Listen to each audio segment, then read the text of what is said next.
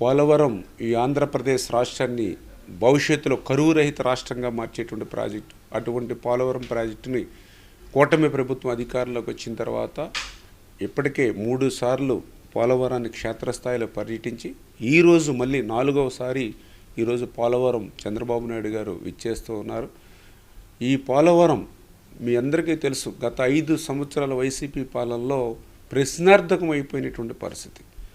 ఆ రోజు 2021 జూన్ అన్నారు, 2022 జూన్ అన్నారు, 2023 జూన్ అని ముచ్చటగా 3 తేదీలు ఆ రోజు జగన్మోహన్ రెడ్డి ప్రకటించి ఆఖరికి పోలవరం ఎప్పటికి పూర్తవుతుందో చెప్పలేమని జగన్మోహన్ రెడ్డి సాక్షాత్ అసెంబ్లీలో చెప్పినటువంటి పరిస్థితి. ఆ రోజునటువంటి ఇరిగేషన్ శాఖ మంత్రి అయితే పోలవరం ఎవ్వరికీ అర్థం కాదు, ఎందుకంటే నాకే అర్థం కాలేదని ఆ రోజు ఇరిగేషన్ శాఖ మంత్రి చెప్పినటువంటి పరిస్థితి.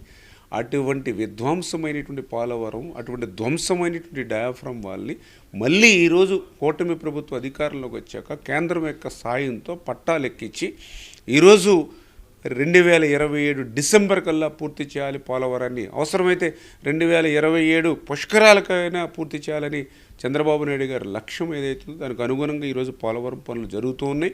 అందులో భాగంగానే ఈరోజు చంద్రబాబు నాయుడు గారు కూడా ఈ పోలవరం బట్రస్ డ్యామ్ను సందర్శిస్తారు.